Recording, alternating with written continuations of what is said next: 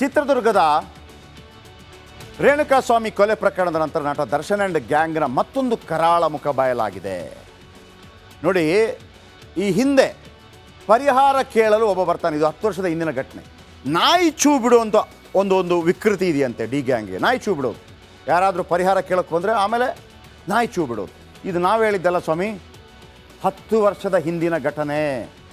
ಏನಾಯಿತು, ಒಬ್ಬನ ಜೀವವೇ ಅರ್ಧ. ಇಂಥದ್ದು ಎಷ್ಟಾಗಿರ್ಬೋದು, ಒಂದೊಂದೇ ಪತ್ತೆ ಹಚ್ಚಿ ನಿಮ್ಮ ಮುಂದೆ ಇಡ್ತಾ ಹೋಗ್ತೀವಿ.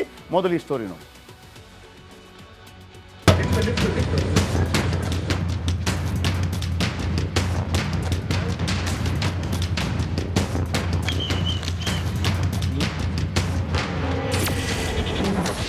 ನಟ ದರ್ಶನ್ನ ಮತ್ತೊಂದು ವಿಕೃತಿ ಬಯಲು.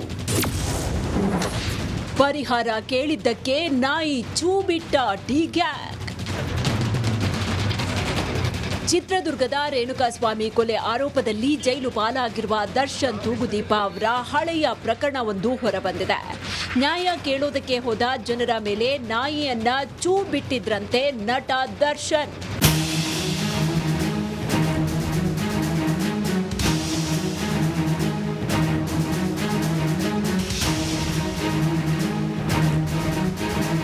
ಕೊಲೆ ಕೇಸ್ನಲ್ಲಿ ಬಂಧಿತನಾಗಿರುವ ದರ್ಶನ್ ರ ಕೆಲವು ಹಳೆ ಪ್ರಕರಣಗಳು ಕೂಡ ಹೊರಗಡೆ ಬರುವ ಮುನ್ಸೂಚನೆ ಸಿಕ್ಕಿದೆ.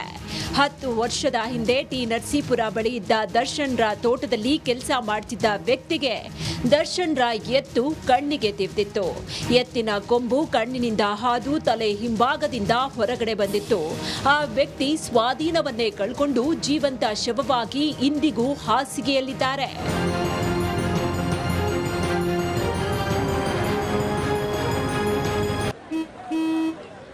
ನಡಿ, ಈಗ ಶುರು ಮಾಡೋಣ. ಕೇಸರಿಯಿಂದ ಮನೋಲ್ಲಾಸ ಮನಸ್ಸು ಮತ್ತೇರಿ ಕುಣಿದಾಡಿದೆ ನೋಡು, ಮನಸ್ಸು ಮತ್ತೇರಿ ಕುಣಿದಾಡಿದೆ ನೋಡು. ಕ್ಷಣ ಕ್ಷಣವೂ ಆಚರಿಸಿ ಕೇಸರಿ ಹಬ್ಬ. ವಿಮಲ್ ಬಾಯಲ್ಲಿ ಹೇಳಿ ಕೇಸರಿ. ಹೀಗೆ ಹಾಸಿಗೆ ಹಿಡಿದಿರುವ ವ್ಯಕ್ತಿ ಹೆಸರು ಮಹೇಶ್. ಆ ವ್ಯಕ್ತಿಗೆ ಆದ ಅನ್ಯಾಯಕ್ಕೆ ಪರಿಹಾರ ಕೇಳೋದಕ್ಕೆ ಹೋದಾಗ ಮಹೇಶ್ ಸಂಬಂಧಿಕರ ಮೇಲೆ ದರ್ಶನ್ ತನ್ನ ಸಾಕು ನಾಯಿಗಳನ್ನ ಚೂ ಬಿಟ್ಟಿದ್ರಂತೆ. ಸರ್, ಇಲ್ಲಿ ಚಿತ್ತದೋ ಈ ಗಡ ಮೇಲ್ಗಡೆ ಬಂದ್ಬಿಡ್ತು ಸರ್. ಏನೋ ಎತ್ತಿನ ಕೊಂಬು ಸರ್. ಎತ್ತಿನ ಕೊಂಬು ಮೇಲ್ಗಡೆ ಬಂದು ನನಗಂತೂ ಸರಿಗೆ ಏನಂತೂ ಗೊತ್ತಾಗ್ಲಿಲ್ಲ. ಅಲ್ಲೇ ಬಿದ್ದೋಗ್ಬಿಟ್ಟು ಸರ್. ನಮ್ಗೆ ಈ ಕಣ್ಣಿಲ್ಲ ಸರ್, ನನ್ಗೆ ಕಣ್ಣಿಲಿಂದ ಬಂದು ಸರ್. ಅಲ್ಲದೆ ಮೈಸೂರಿನ ಹೋಟೆಲ್ ಒಂದರಲ್ಲಿ ಸಂಧಾನಕ್ಕೆ ಅಂತ ಕರ್ಕೊಂಡ್ಬಂದು ಪ್ರತಿಭಟನೆ ಏನಾದ್ರೂ ಮಾಡಿದ್ರೆ ಹುಷಾರು ಅಂತ ರೌಡಿಗಳಿಂದ ಬೆದರಿಕೆ ಹಾಕ್ಸಿದ್ರಂತೆ.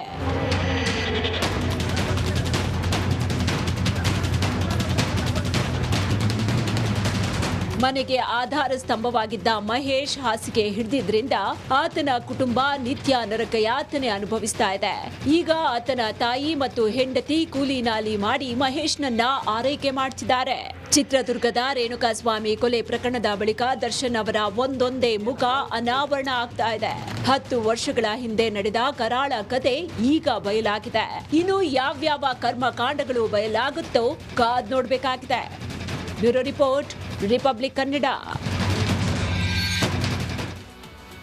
ಅಲ್ಲಪ್ಪ, ಈ ವ್ಯಕ್ತಿಗೆ ಯಾಕೆ ಅಣ್ಣ ಮತ್ತು ದೇವರಾಗಲಿಲ್ಲ? ಅಣ್ಣ ಯಾಕೆ ರಾಕ್ಷಸ ಆದ? ಯಾಕೆ ನಾಯಿ ಚೂ ಬಿಡಬೇಕಾಗಿತ್ತು? 1,50,00,000 ಏನಾದರೂ ಕೊಡಬೇಕಾಗಿತ್ತು, ಪ್ಲಾಸ್ಟಿಕ್ ಸರ್ಜರಿ ಮಾಡಬೇಕಾಗಿತ್ತು, ಎಕ್ಸ್ಟ್ರಾ ಕಣ್ಣು ಹಾಕಿಸ್ಬೇಕಾಗಿತ್ತು. ನಾಯಿ ಚೂ ಬಿಟ್ಟದ್ದು. ಈ ನಾಯಿ ಚೂ ಬಿಡುವಾಗ ನನಗೆ ಇತ್ತೀಚೆಗೆ ಒಂದು ನಾಯಿ ಚೂ ಬಿಟ್ಟು ಒಂದು ಹೆಣ್ಮಗಳು ಮಾತಾಡಿದಂಥದ್ದು. ನಾಳೆ ಅದರ ಬಗ್ಗೆ ಸ್ಟೋರಿ ಕೊಡ್ತೀನಿ ನಿಮಗೆ, ಅದೇನು ಅಂತೇಳಿ. ಮತ್ತೆ ಆ ಸ್ಟೋರಿ ಕೆದಕ್ತೀವಿ, ಅದೇನು ಅಂತ ಹೇಳಿ.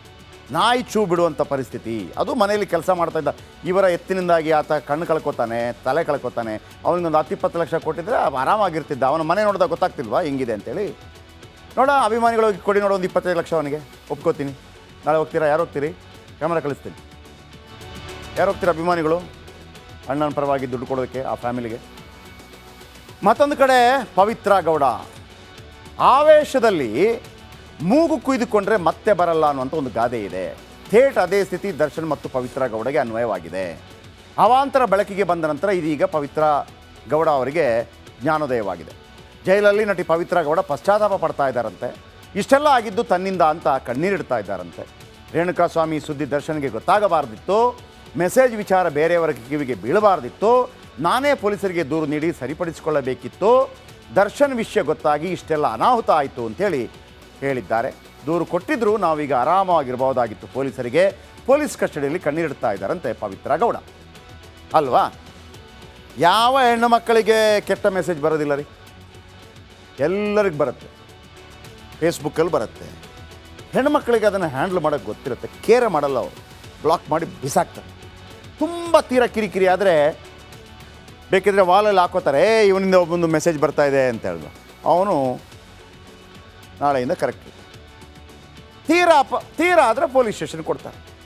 ಹೇಳಿ ನೋಡೋಣ ಯಾವ ಎಲ್ಲ ಹೆಣ್ಮಕ್ಳು ಬೇಕಿದ್ರೆ, ನೀವು ಮೆಸೇಜ್ ಬರಲ್ವಾ? ಈ ರೀತಿ ಕಾಟ ಕೊಡೋರು ಇಲ್ವಾ? ಹಾಂ, ಮೆಸೆಂಜರಲ್ಲಿ ಬರಲ್ವ ನಿಮಗೆ ಮೆಸೇಜು? ನೀವು ಅದನ್ನು ಏನು ಎಂಟರ್ಟೈನ್ ಮಾಡ್ತೀರಾ? ಎಂಟರ್ಟೈನ್ ಮಾಡ್ತಿರೋ ಮಾಡೋದಿಲ್ಲ, ಅದು ನಿಮ್ಮ ಹಕ್ಕು, ನಿಮ್ಮ ನಿರ್ಧಾರಕ್ಕೆ ಬಿಟ್ಟಿದ್ದು. ಆದರೆ ಕಾಟ ಕೊಡೋನು ಯಾರು, ಕಿರಿಕಿರಿ ಮಾಡೋನು ಯಾರು, ಸೈಕೋ ಯಾರು ಅಂತ ನಿಮ್ಗೆ ಗೊತ್ತಾಗಲ್ವಾ? ಅಂಥ ಸೈಕೋ ಅಂತ ಇವರನ್ನು ಬಿಡ್ಬೋದಾಗಿತ್ತು, ಅಥವಾ ಪೊಲೀಸ್ ಸ್ಟೇಷನ್ಗೆ ಒಂದು ಕಂಪ್ಲೇಂಟ್ ಕೊಡ್ಬೋದಾಗಿತ್ತು. ದರ್ಶನ್ಗೆ ಹೇಳ್ಬಿಟ್ಟು ಗಲಾಟೆ ಮಾಡಿಸಿ ಇವತ್ತು ಜಿಯೋ ಹೋಯ್ತು. ಆ 100 ಕೋಟಿ ಹಾಕಿ ದುಡ್ಡು ಹಾಕಿ ಕೂತಿದ್ದಾರೆ ಸಿನಿಮಾಗೆ. ಎಲ್ಲಿಂದ ಎಲ್ಲಿಗೆ ಹೋಗುತ್ತೆ? ಒಂದು ಹೆಣ್ಣಿನಿಂದ ಏನಾಗುತ್ತೆ ಎಲ್ಲವೂ ಗೊತ್ತಿದೆ ನಮಗೆ ಅಲ್ವಾ?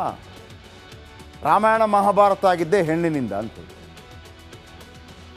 ಹಾಗಂತ ನಾನು ಹೆಣ್ಣನ್ನು ದೂರ್ತಾ ಇರೋದಲ್ಲ, ಸಹನಾ ಶಕ್ತಿ ಹೆಂಗಿರಬೇಕು ಅಂತ ಹೇಳ್ತಾ ಇರೋದಷ್ಟೇ.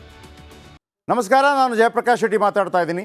ರಿಪಬ್ಲಿಕ್ ಕನ್ನಡದ ಈ ವಿಡಿಯೋವನ್ನು ಶೇರ್ ಮಾಡಿ ಮತ್ತು ನಮ್ಮ ಚಾನಲನ್ನು ಸಬ್ಸ್ಕ್ರೈಬ್ ಮಾಡಿ.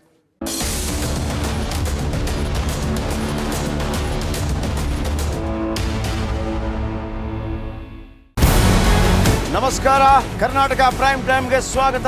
ನಾನು ಜಯಪ್ರಕಾಶ್ ಶೆಟ್ಟಿ. ಇಡೀ ಕರ್ನಾಡು ಇವತ್ತು ರೆಬೆಲ್ ಆಗಿ ನಿಂತಿದೆ. ಈ ಹಗರಣಗಳನ್ನು ಸದನದಲ್ಲಿ ಪ್ರಸ್ತಾಪ ಮಾಡಲು ಕೂಡ ಕಾಂಗ್ರೆಸ್ ಹಿಂದೇಟು ಹಾಕಿದ್ದೇಕೆ? ನಿಮ್ಗೆ ಸಂಬಳ ಅದಕ್ಕೆ, ನಿಮಗೆ ವಾಹನ ಅದಕ್ಕೆ, ನಿಮಗೆ ವೆಪನ್ ಅದಕ್ಕೆ, ನೀವು ಅದನ್ನು ಸೆರೆ ಹಿಡಿಬೇಕಾಗಿತ್ತು. ನೀವು ವಿದ್ಯುತ್ ಬರ ಇದೆ ಅಂತ ಹೇಳ್ತಾ ಇದ್ದೀರಿ, ಎಲ್ಲಿ ಬರ ಇದೆ ನೀವು ಹೇಳಬೇಕು. ಪಾಕಿಸ್ತಾನ್ ಆಕ್ಯುಪೈಡ್ ಕಾಶ್ಮೀರ್ ಅದು ಎಂದೆಂದಿಗೂ ನಮ್ಮದು. 40 ಮೆಷಿನ್ಗಳು ತಂದಿತ್ತು ನೋಟ್ ಎಣಿಸುವುದಕ್ಕೆ, ಅದೇ ಹಾಳಾಯಿತು. ಮಥುರಾದ ಗಲಾಟೆ ಇದೆಯಲ್ಲ, ಅದು ಸ್ಥಳೀಯವಾಗಿ ಕೂತು ಪರಿಹರಿಸಬಹುದಾದಂಥ ಕಾನೂನಿದೆ. ಗ್ಯಾರಂಟಿ ಯೋಜನೆಯಿಂದ ನಷ್ಟ ಆಗಿದೆ, ಲಾಭ ಆಗಿದೆ, ದಯವಿಟ್ಟು ಹೇಳಿ. Dawood Ibrahim most wanted criminal ಯಾವಾಗಾದ ಅಂದರೆ ಇಲ್ಲಿ ತನಕ ಭಾರತ ದೇಶದಲ್ಲಿ ಓರ್ವ ದಲಿತ ಪ್ರಧಾನಿಯಾದಂಥ ಇತಿಹಾಸವೇ ಇಲ್ಲ. ರಿಪಬ್ಲಿಕ್ ವರ್ಲ್ಡ್ ಆಪ್ ಇದು ಕೇವಲ ಅಪ್ಲಿಕೇಶನ್ ಅಲ್ಲ, ಸಮಗ್ರ ಸುದ್ದಿಗಳ ಸಂಪರ್ಕ ಮಾರ್ಗಕ್ಕೆ ಕ್ರಾಂತಿಕಾರಿ ಬದಲಾವಣೆ. ರಿಪಬ್ಲಿಕ್ ವರ್ಲ್ಡ್ ಆಪ್ ಕೇವಲ ಸುದ್ದಿ ಅಪ್ಲಿಕೇಶನ್ ಅನ್ನ ಪರಿಚಯ ಮಾಡ್ತಾ ಇಲ್ಲ, ಬದಲಾಗಿ ಡಿಜಿಟಲ್ ಸುದ್ದಿ ಬಳಕೆಯ ಹೊಸ ಯುಗಕ್ಕೆ ನಾಂದಿ ಹಾಡ್ತಾ ಇದೆ. ಇದೊಂದು ಬ್ರೇಕಿಂಗ್ ನ್ಯೂಸ್, ಪ್ರಭಾವಶಾಲಿ ಕಾರ್ಯಕ್ರಮಗಳಿಗೆ ಗಟ್ಟಿಯಾದ ವೇದಿಕೆ. ರಿಪಬ್ಲಿಕ್ ವರ್ಲ್ಡ್ ಅಪ್ಲಿಕೇಶನ್ ಈಗ ಲೈವ್ ಆಗಿದೆ. ಗೂಗಲ್ ಪ್ಲೇ ಸ್ಟೋರ್ ಮತ್ತು ಆಪಲ್ ಆಪ್ ಸ್ಟೋರ್ ಎರಡರಲ್ಲೂ ಲಭ್ಯವಿದೆ. ಈಗಲೇ ಡೌನ್ಲೋಡ್ ಮಾಡಿ.